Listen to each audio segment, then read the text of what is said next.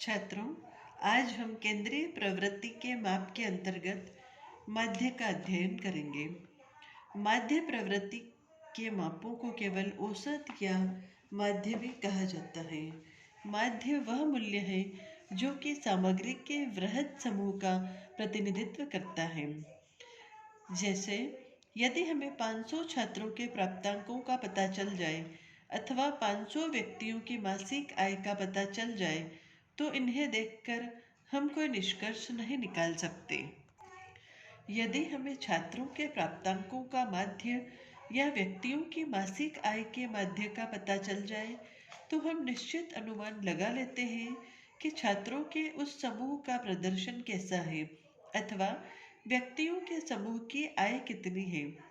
माध्य से हमें ऐसे मूल्यों का पता चल जाता है जिनके चारों ओर आंकड़ों का विस्तार होता है। माध्य के प्रयोग द्वारा जटिल समूहों तथा विशाल संख्याओं को कुछ महत्वपूर्ण शब्दों अथवा संख्याओं द्वारा व्यक्त किया जा सकता है। छात्रों, अब हम माध्य की कुछ परिभाषाओं पर चर्चा करेंगे।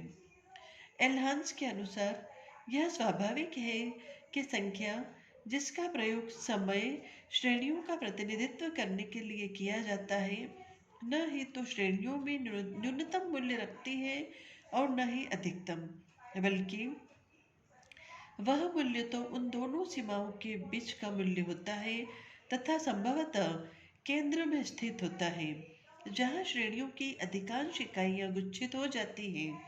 इसी अंक या संख्या को माध्य प्रवृत्तियों के माप अथवा औसत कहा जाता है। छात्रों, क्लार्क एवं शिकार्डे ने लिखा है, माध्य संपूर्ण समंकों के समूह का विवरण देने वाली एकमात्र संख्या प्राप्त करने का प्रयास है।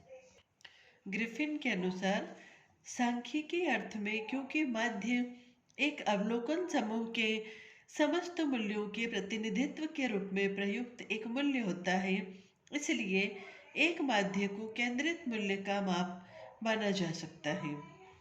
उपरोक्त परिभाषाओं से स्पष्ट हो जाता है कि माध्य वह मूल्य है जो कि श्रेणी के समस्त अंकों का प्रतिनिधित्व करता है। यह एक ऐसा कथन है जिसमें एक सामूहिक वर्ग अथवा बहुत सी संख्याओं का मूल परिणाम केंद्रित होता है। छात्रों, अब हम पढ़ेंगे एक अच्छे माध्य की क्या विशेषताएं हैं। एक अच्छे माध्य के अंतर्गत प्रतिनिधित्व होना चाहिए। एक श्रेष्ठ माध्य वह है जो कि उस श्रेणी अथवा समूह की विशेषताओं का प्रतिनिधित्व करता है जिससे वह लिया गया है।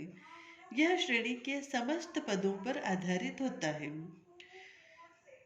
एक श्रेष्ठ माध्य में सदैव एक निश्चित संख्या होनी चाहिए ताकि उसे प्रत्येक व्यक्ति भली प्रकार से समझ सके, अर्थात उसे समझने में किसी प्रकार का अनुमान न लगाना पड़े। एक श्रेष्ठ माध्य को निश्चित एवं स्पष्ट होने के साथ साथ सरल होना चाहिए, अर्थात यदि औसत सरलता पूर्वक निकाला जा सके तो ही अच्छा माध्य कहा जाएगा। एक श्रेष्ठ माध्य व्यावहारिक होना चाहिए, अर्थात इसे केवल मूल परिवर्तनों को ही प्रदर्शित करना चाहिए। एक श्रेष्ठ माध्य पदमाला के समस्त पदों पर आधारित होना चाहिए। माध्य पर निदर्शन में होने वाले उतार चढ़ाव का प्रभाव कम से कम होना चाहिए। इसके अतिरिक्त एक श्रेष्ठ माध्य में सीमांत पदों का समुचित महत्व होना चाहिए और इसे समूह की सभी विशेषताओं को स्पष्ट करना चाहिए, न कि केवल बाहर के क्षेत्र की विशेषताओं को। साथ ही इसमें अंकगणित और बीजगणित की सभी विधियों द्वारा सुगमता से निकाले जाने का गुण भी होना चाहिए। छात्रों, माध्य का सर्वप्रथम गुण यह है कि इसमें विशाल आंकड़ों को संक्षिप्त एवं सूक्ष्म रूप प्रदान किया जा सकता है। यह जटिल अंक समूहों को सरल बनाकर प्रस्तुत करता है। माध्य दो अंक समूहों अथवा आंकड़ों की तुलना करने में सहायता प्रदान करता है। यदि समूहों के आंकड़े हमारे पास हों तो उनकी तुलना नहीं हो सकती, परंतु यदि हम उनके औसत निकाल लें तो तुलनात्मक अध्ययन सरलता से हो जाता है। माध्य दो या अधिक समूहों के पारस्परिक संबंधों के निर्धारण, उनमें होने वाले परिवर्तनों तथा विभिन्न पदमालाओं या तथ्यों के पारस्परिक अनुपात की भी जानकारी प्रदान करने में सहायता प्रदान करते हैं।